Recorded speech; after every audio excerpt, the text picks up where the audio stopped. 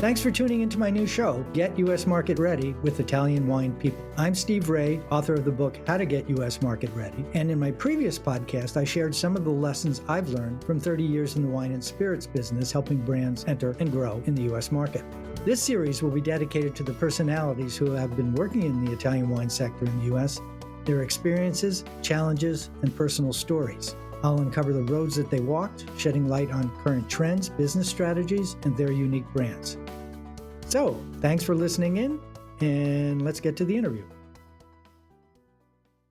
Hi, this is Steve Raye, and welcome to this week's edition of Get U.S. Market Ready with Italian Wine People.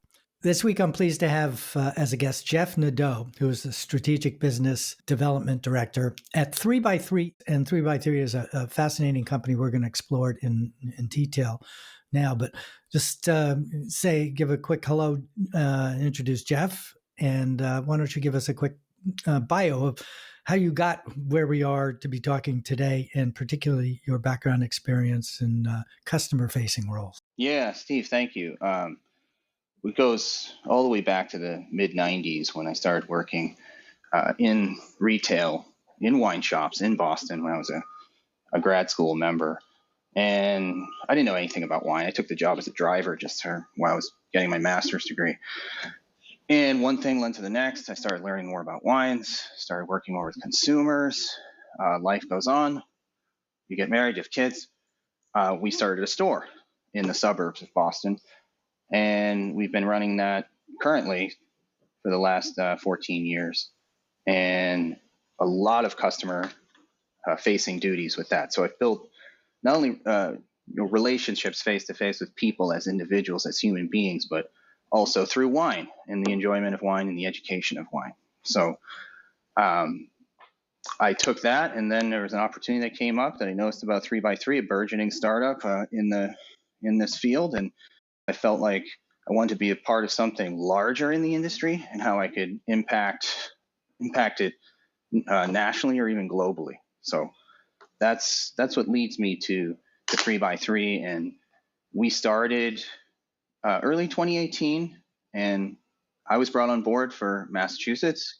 Well, before you get into that, start off with what is the concept of 3x3, and what is that attracted you to it? What attracted me the most to it was they had a need to connect with retailers to pitch them on a portal where we would connect through their POS and capture shopper data, insights about their store that they may not know is happening.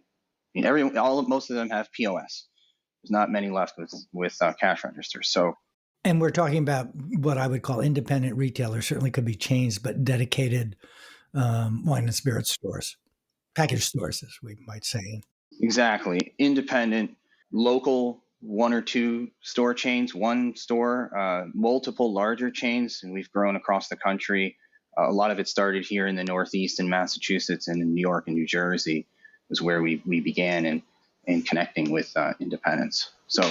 Can you share with us the names of some of your recognizable participating retailers? Yeah. In the Northeast, we've got a lot of the older guard stores like Gordon's, Julio's, which has been around. He is a very good member of ours, Yankee. And in New York, New Jersey, we've worked with Bottle King. We've worked in New York with Viscount, which is in upstate New York, wine and spirits discount warehouse.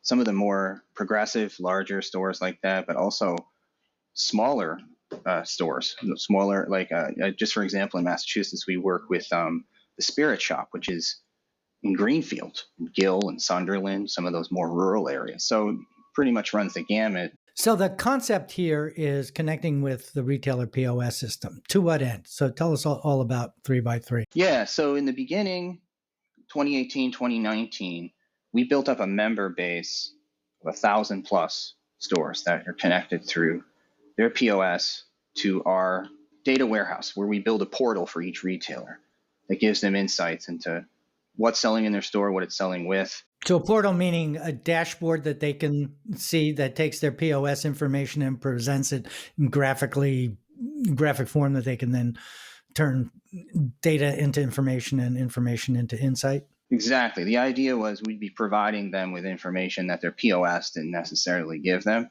So it wasn't intended to be a mirror of their POS. We wanted to be able to show them insights that were taking place in their store through that portal, such as which products sell with what, and give them the power to use that data to make changes in their store and how they promote, how they set up their store, things like that. Okay. Keep going with the description.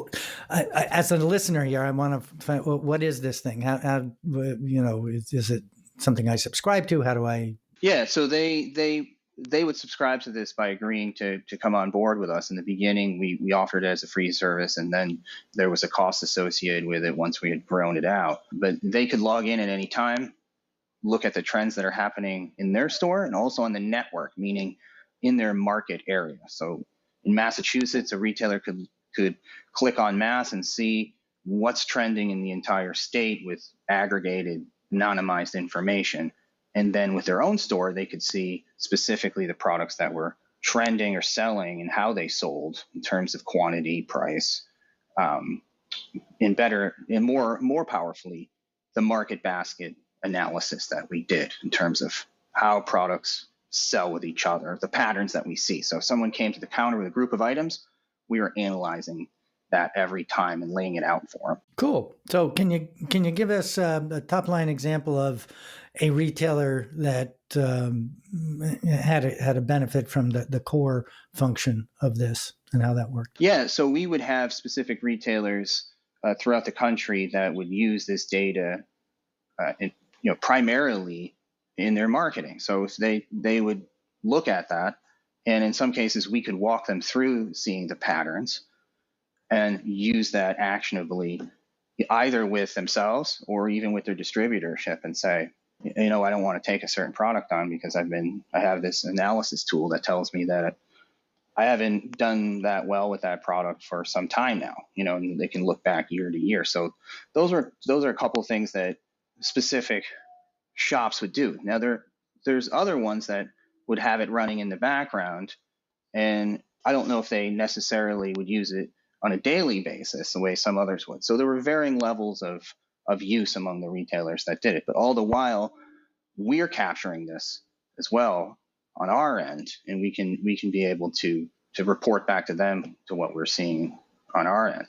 And also it leads into the next phase of where 3x3 went. And so late 2019 head into 2020, we had amassed all of this shopper data. We're providing a portal for retailers, and the research we did on the feedback we get is that many retailers used it, like I was saying, and some didn't, because there was a lot of information and they didn't necessarily know how to use it.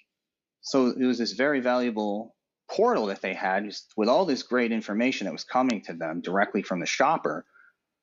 And we felt like we needed to build something to help them guide them along to make the connections that they needed to make. And that's when we started using the data that we had to start driving digital media and localize it around their store to capture new consumers and try. Yeah. And that, to me, that's the key to it. You had used the phrase when we were initially talking about account-specific programming on steroids. So expand on that, if you would. Yeah. So the information you're getting from your POS is one thing. It's not very actionable for anybody else, third party, most of the time. You know what I mean? With us having you there, you have a portal as a retailer, but you also have us in the background amassing all of this information that we can put to good use for you. So that's kind of if you're alluding to the steroid aspect of it, it's more powerful, more built up than you ordinarily would get from just a static, old style. Most of the time, a lot of retailers were using just file-based systems that were out of the 80s or 90s. So there's not a lot you could do with connectivity with a POS system like that, with the data that you would capture alone with the POS. So using us is like getting an injection. If you want to use that analogy in terms of growth, you know what I mean? If you're growing something, the growth is more palpable using us than standing in front of your old POS, noticing the customers that are coming in, but have no idea how to grow your business from that. Right. And that's the insights part of it. It's not only just your store, you can compare yourself against norms of not just your competitive set, but your peers in the industry by state or by region or, nationally. And I think that the big value there that struck me was it's enabling independent retailers to compete at a higher level and choose the products and inventory and offerings that they have and provide better service to consumers by better understanding not only what their customers do, but what other customers do in stores like them. Exactly. It just gives them a win. It gives them now, but this is like the beginning stages of where we were at. It was giving them that a more direct line into what's happening with their peers anonymously, like you were saying, and then with their customers directly. But it was more raw data, if you think about it that way, that they had to assimilate or assess too, and assimilate to other actions that made them money, so to speak. So that connection wasn't there yet. You know what I mean, Steve? So we had the raw beginnings of something that's very powerful at that point. How this actually then works is you're really empowering the merchant to be able to do a better job to know their customers, if not individually, collectively, and be able to provide better service to them with guided selections or other insights from behavior. Can you give us an example of how that helps an individual retailer? Not in terms of a lift of a volume necessarily, but in terms of helping them to compete with everything that's out there, particularly third-party delivery and e-commerce. Yeah. So if you think about just the basis of what we were capturing and the raw data and aggregated information that we were giving the retailer, that's the start. So with that, you could be able to understand your market, like you're saying, understand your store to a certain extent. But then and then the next step is, what do I choose to stock on the shelf? What do I choose from a distributor that's asking me to buy certain products? It gives me more leverage with them. And then the next step leading into this is, how can we connect the data to marketing tools that could capture the consumer and then drive them to the store or drive them to e-commerce platforms that have been proliferating for the last 3 or 4 years. And of course, last year blew up with COVID.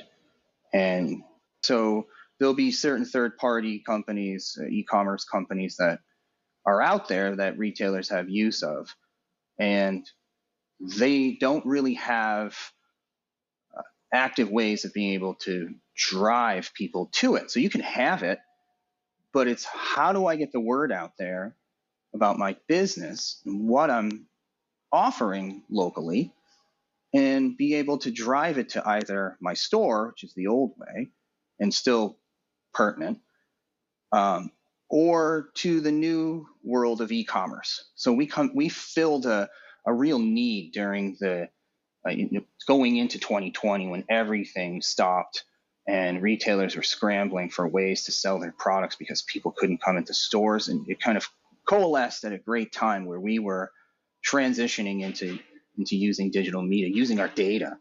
That's where it goes back to Steve, that step one is the data.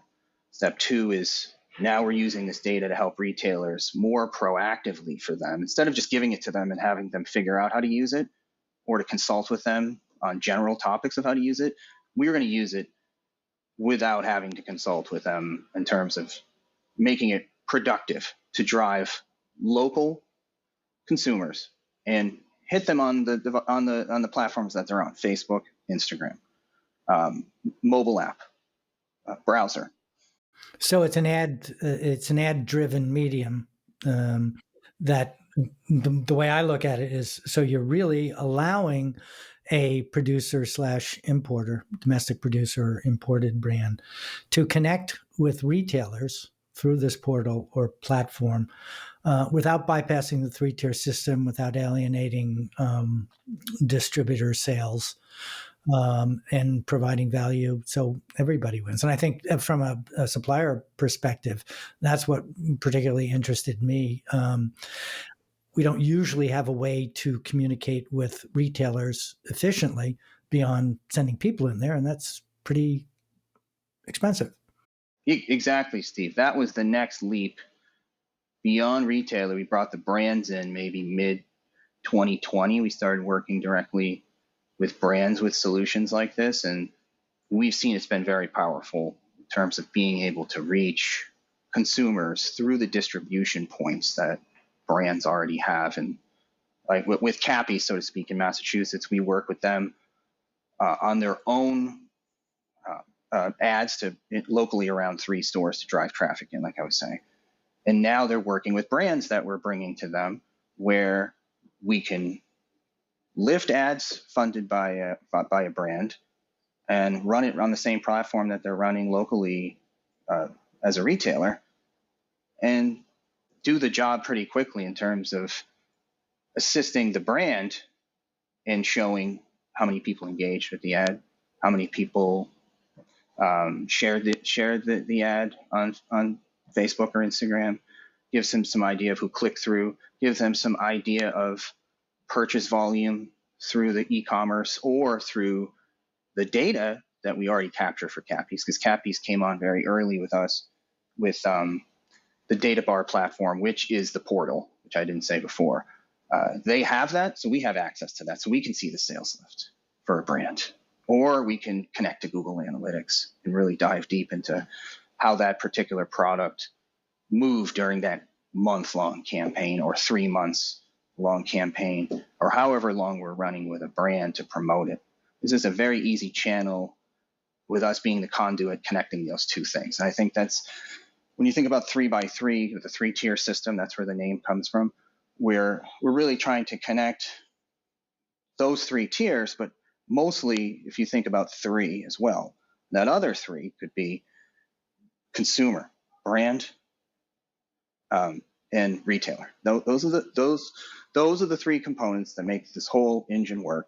And as you know, it ends with the retailer. It's a journey, right? It starts in the vineyard. Let's say if it's wine, we're talking about wine, and it ends with the wine being poured in the glass, and how we can impact that journey in this industry with the data that we have and the media that we run and the programs that we can provide brands, retailers to engage the consumer with the products that they really want and get them into the stores that are near them locally. It's very much about local.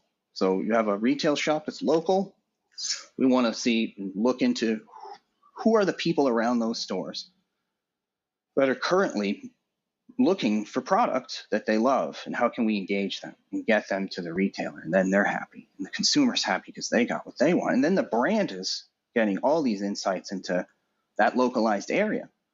So it's very, very powerful when you connect all those 3 dots. Okay, can you share some experiences and maybe some numbers with us to get a better understanding of how it all works? On the data side? Use Cappies as an example. So you're running ads on Facebook and Instagram to drive traffic into the stores that are specifically directed to, in this case, directing them to Cappies stores. How does this work from a regulatory view, where generally as suppliers, we go by the guideline of, if you're going to do any promotions of any given store, you have to do, well, you can't, that you have to at least mention in advertising and those kinds of things 3 stores. And yet in this case, you're working with 1 store. How does that fit in the whole regulatory environment? Yeah, with Cappies, we're running media with many different stores in Massachusetts to promote a lot of similar products, perhaps, but just in different areas. We're also doing it through 3x3, which is a third party that's outside the 3-tier system. So no store is directly doing that on their own. Of course, they can advertise on their own through Facebook as well, if they so chose to build ads and run them through the Facebook audience platform on their own.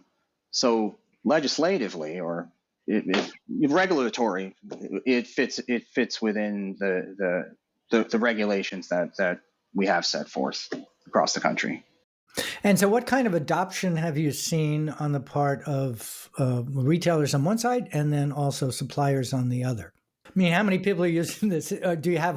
How receptive have suppliers been in working with this program in terms of number of accounts you've got and number of brands that you're working with and that kind of thing? Yeah, we have a multitude of brands that are working with us now, and a multitude of retailers that are working with us now, and many of the retailers are doing this at a higher spend level than when we first started, because we saw the benefit of being able to run more ads for them, provide more service for them, to be able to customize some of the media that we run, and to report on it and optimize the ads much better and show some attribution. That's always been the key with marketing, is trying to give connect results, the ROI, right? This is the input and this is what I got out of it. So how many stores are in the system now, and what's your goal and where are you on that path? If you want to combine all of the products that we're working with, 1,000 to any, like I would say 1,000 plus, probably closer to 1,200 stores that are working either with the data bar package that we work with, the data piece, data and marketing together. So there's many stores that are using all the products. There's some stores that are just using data right now. So yeah, Steve, to answer your question on that, it's 1,000 to maybe 1,400, somewhere in that range. So our goal is to get to 5,000 retailers. We just launched a new initiative, a free membership with retailers, where they can get insights, network insights into their local market, get information about the industry from us, and then we have other partnerships that we've made as an offer to them that they can use within this membership. So we want to get 5,000 stores by the end of the year onto that, and then we're developing a new product that will capture more direct marketing to consumer type of a strategy, with the new regulations that are coming forth with the end of cookies and location services being ended.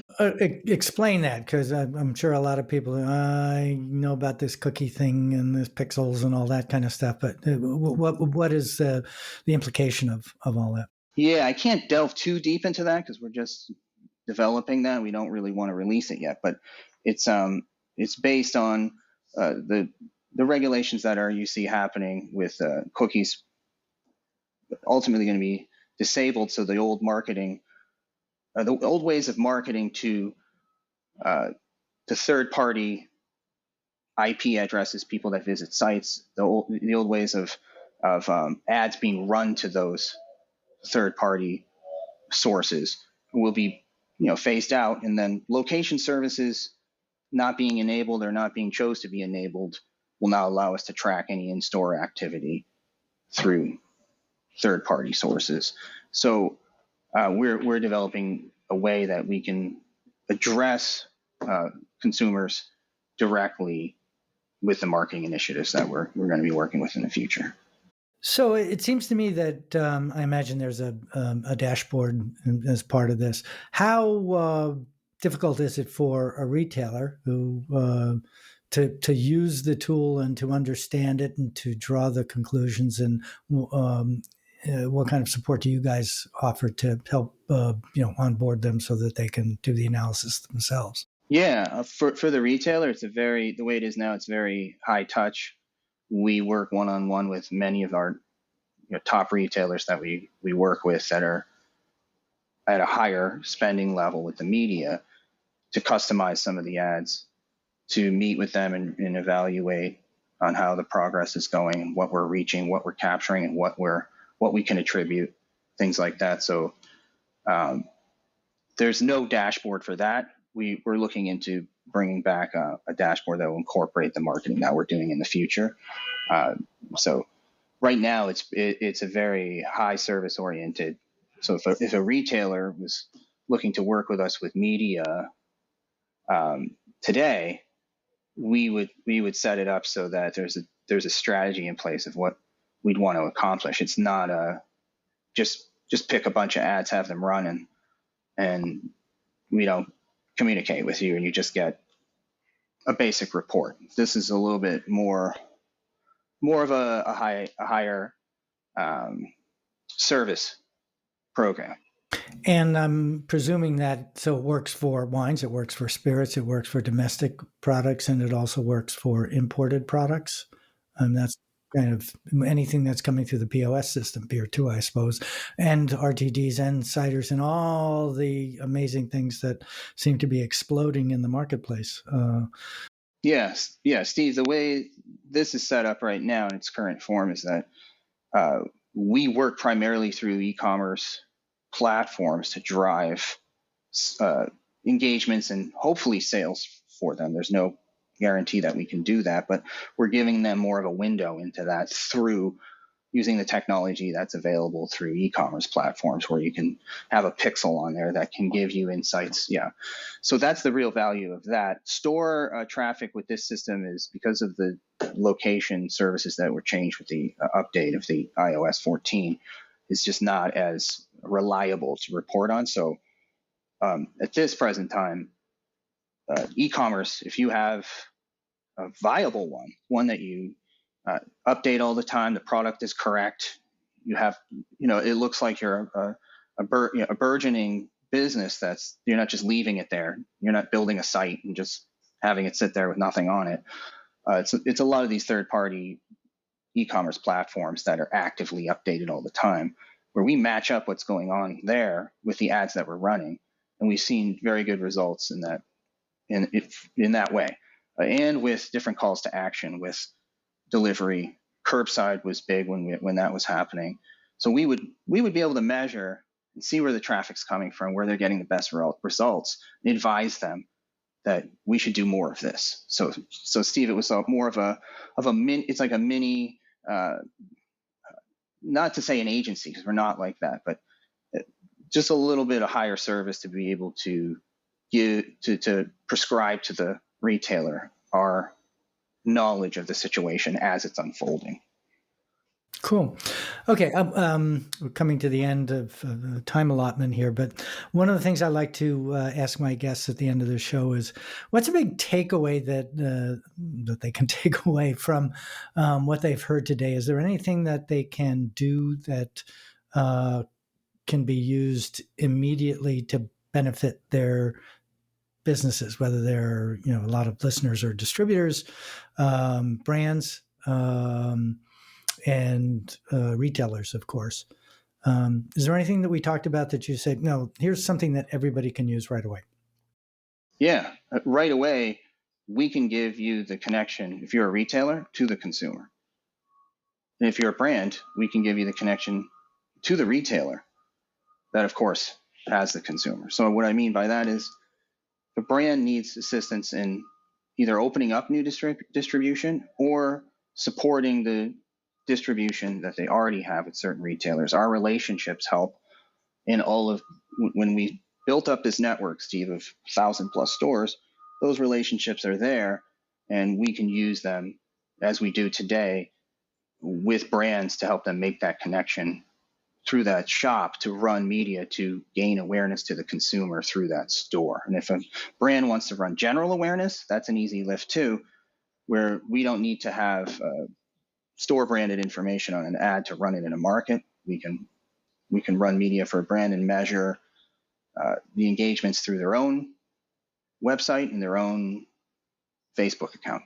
Okay, thanks. So we're talking today with Jeff Nadeau, who is the Strategic Business Development Director for 3x3. That's 3x3.com. Is that correct? Yeah. No, it's 3x3 .us. So www.3x3.us. Okay. Mea culpa. 3x3. Yep, sorry. .us.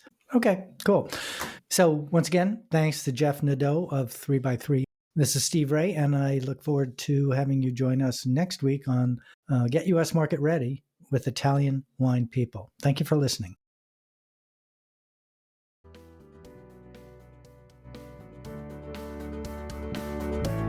This is Steve Raye. Thanks again for listening on behalf of the Italian Wine Podcast.